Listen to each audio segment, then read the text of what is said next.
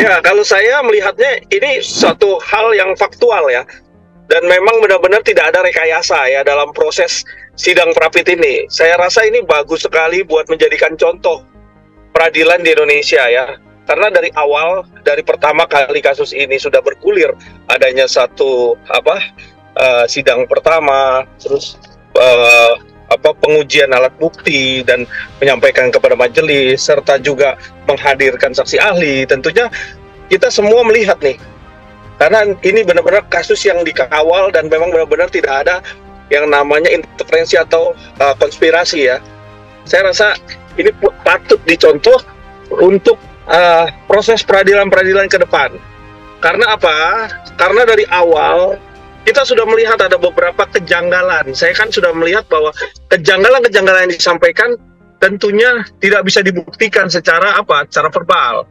Tetapi kan akhirnya kita melihat di sini adanya peradilan yang benar-benar hakimnya juga dan saksi ahli yang dihadirkan juga benar-benar secara objektif menyampaikan baik itu secara prosedural, teknis penangkapan, bahkan alat-alat bukti yang disampaikan kepada pihak kepolisian tentunya. Nah, inilah yang harus kita junjung tinggi dari pihak majelis yang cukup konsisten ya terhadap apa yang sudah diputuskan tentunya seperti itu. Iya, karena di dalam peradilan tentunya harus mempunyai sistem yang benar-benar netralitas. Tidak ada berat sebelah, tidak ada kepentingan di sini, karena ini menentukan institusi ya, baik itu dari penegak hukum, dari kepolisian sampai juga kejaksaan, sehingga kasus ini adalah kasus yang tidak ada underline rekayasa.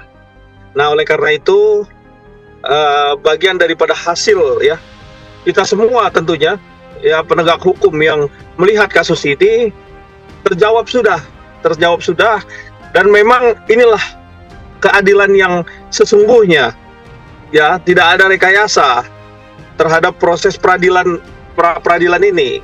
Nah, inilah yang kita semua menanti-nanti hal tersebut, bukan saya saja sebagai penegak hukum, tapi seluruh Indonesia, bahkan juga korban ya, keluarga korban yang ditinggalkan ini yang begitu sampai saat ini juga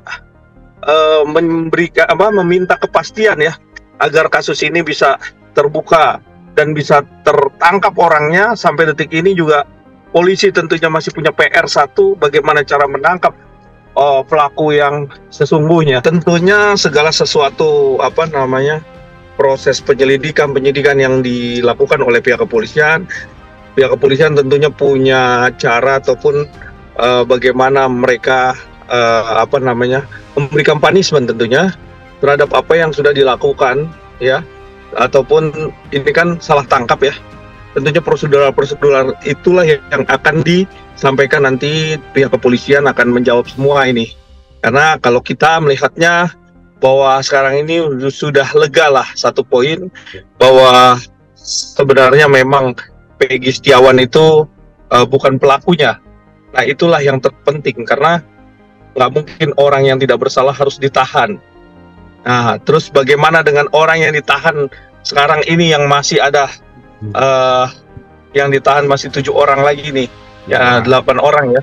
Makanya ini kan juga harus punya kepastian juga.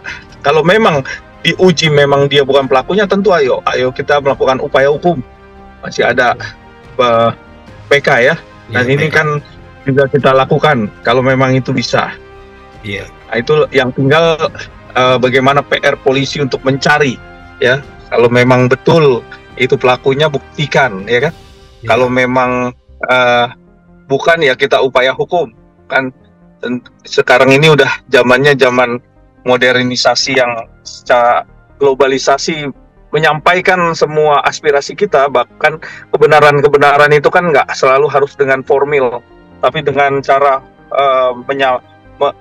memberikan pernyataan ke media pun itu adalah bagian daripada bentuk mencari satu keadilan yang akhirnya juga viral kan. Seperti itu. Tentunya kita juga harus ya memperhatikan seseorang yang tadinya ya ya dituduh atau dijadikan tersangka ternyata memang salah tangkap atau bukan tersangkanya, ini kan nama baik, ya kan. Selain nama baik juga ada kerugian secara material dan moral ya, dan juga lingkungan dia kan juga terpojok. Nah ini yang harus diselesaikan oleh pihak kepolisian tentunya. Nanti mungkin ada cara-cara lain untuk bisa mengobati bagaimana mereka bisa terbayarlah semuanya dari hasil salah tangkap ini tentunya. Nah bukan bagian itu saja, tetapi kita juga yang terpenting apakah motif daripada kesalahan tangkap tersebut. Kita juga harus mengawal itu. Nah itu juga harus kita jadikan PR juga, karena pasti kenapa ini bisa salah tangkap itu kan pasti ada sebab akibat tentunya yang harus kita tahu bahwa memang sebelum dilakukan DPO bahkan sebelum dijadikan tersangka tentunya sudah ada yang namanya cross check ya, recheck, dan semua postur tubuh, bahkan orang, bahkan muka dan lain-lain. Nah itu kan harus ada identifikasi yang tentunya pasti melalui proses-proses. Nah itulah yang harus dibuktikan lagi, karena ini yang nama baik orang ini juga sudah dipulihkan nanti, tapi juga PR-nya adalah membuktikan nanti bagaimana ini kesalahan tangkap ini sehingga timbul nama Peggy Setiawan seperti itu. Tentunya nanti polisi akan memberikan satu publikasi atau konferensi pers yang untuk memberikan satu jawaban terhadap adanya Prapit ini, sehingga ada satu punishment ya. Bagian-bagian orang-orang kan namanya di kepolisian tuh membawa institusi kan manusia juga yang melakukan satu proses penyelidikan sampai penetapan tersangka, bahkan juga menyiarkan DPO tentunya. Ini kan semua ada sebab dan akibat, ada proses. Nah sekarang bagian dari proses itulah yang akan dicek nanti oleh pihak Propam tentunya. Dari sekarang ini ditangani oleh Mabes Polri, nanti kan pasti pihak kepolisian akan memberikan satu jawaban atau kepastian ya terhadap kesalah tangkapan ini kan tentunya seperti itu. Iya, ini kan semua bergulir berdasarkan satu simpul pokok masalah ini ya. Jadi mulai dari penangkapan, terus mulai dari awal kejadian, nah itu kan nanti akan teruntut semua nih, pelan-pelan terbuka, pelan-pelan akan didalami, bahkan pelan-pelan akan terkuak juga seperti apa motifnya nanti kan gitu. Karena yang kita lihat dan kita tunggu-tunggu tuh bagaimana motif daripada kematian sesungguhnya Vina dan Eki ini kan, itu yang dari kemarin dan sampai saat ini juga masih kita menanti nih, apa sih terhadap kasus ini gitu. Itu sih menurut saya. Nah dengan ini perihal mengenai Ibtu Rudiana tentunya sudah dikantongi oleh pihak Propam Mabes Polri dan juga sudah dilakukan pendalaman secara intensif, bahkan juga sudah diambil suatu keterangan dan saksi-saksi yang terkait. Kita ini melihat nih nanti bagaimana mengawal kasus ini setelah Peggy Setiawan ini salah tangkap ini sudah dipulihkan namanya, dan juga akhirnya juga nanti pasti polisi juga harus membuktikan Peggy Setiawan yang sesungguhnya dan mengembangkan kasus ini, bahkan juga terhadap Ibtu Rudiana. Tentunya ini kita bisa mengawal ini semua sehingga masalah ini cepat selesai dan tidak kunjung menjadi pertanyaan dan digoreng-goreng, bola liar yang tidak kunjung pasti. Tentunya sekarang ini kita harus melihat lagi ke depannya sehingga kasus ini semakin jelas, semakin terbuka, bahkan kasus ini bukan rekayasa, underline-nya. Nah inilah yang harus dibuktikan oleh pihak kepolisian dan tentunya masyarakat Indonesia yang mengawal kasus ini. Iya, dengan ada hal ini ya, pihak institusi Polri tentunya yang sangat kita banggakan semua ya, karena ini adalah pilar daripada suatu keadilan terhadap orang yang mencari keadilan. Pilarnya adalah pihak kepolisian, kejaksaan, hakim, sampai dengan memutuskan satu perkara. Nah ini kan sangat rentan sekali. Makanya itu mungkin sistemnya ya, sistem yang harus dirubah, SDM-nya juga harus dirubah sehingga kasus ini tidak akan terulang lagi. Karena yang menjalankan satu tugas yang sangat amat berat ini, karena ini menyangkut keadilan, tentunya juga harus fit and proper test.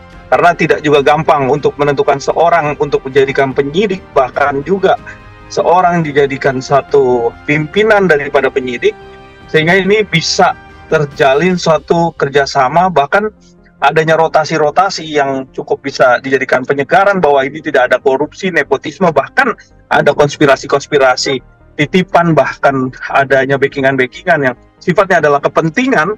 Nah, ini juga harus juga kita kawal, karena ini bagian daripada reputasi yang membawa nama institusi. Padahal yang melakukan oknum, ya kan, ada oknum di sini.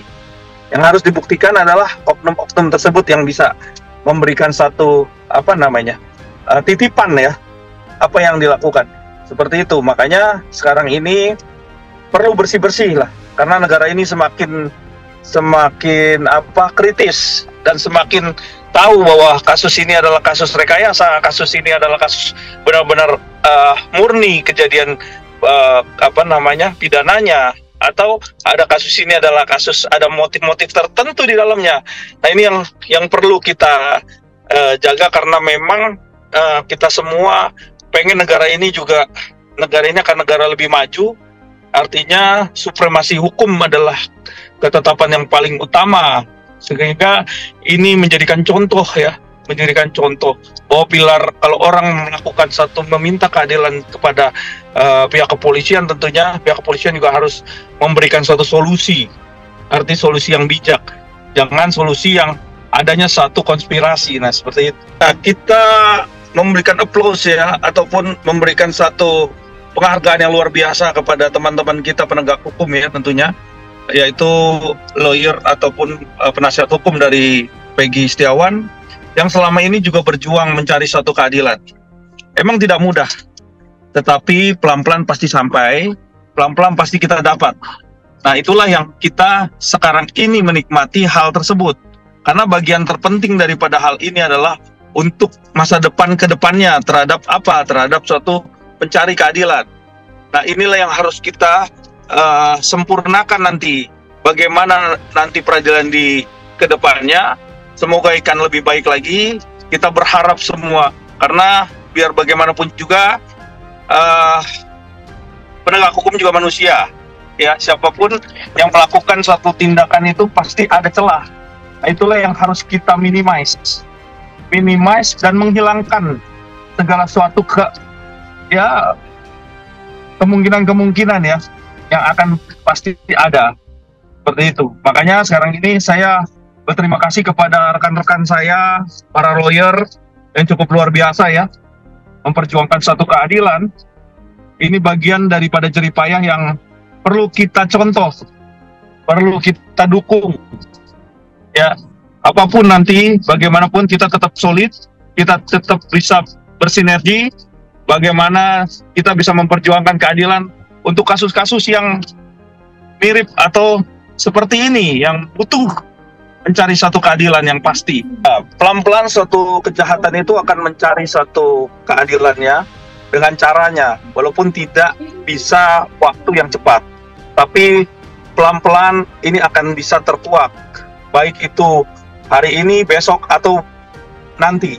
Tetapi pahami bahwa segala sesuatu kejahatan artinya akan memberikan tampaknya sendiri, pelan-pelan akan memberikan satu kejelasan.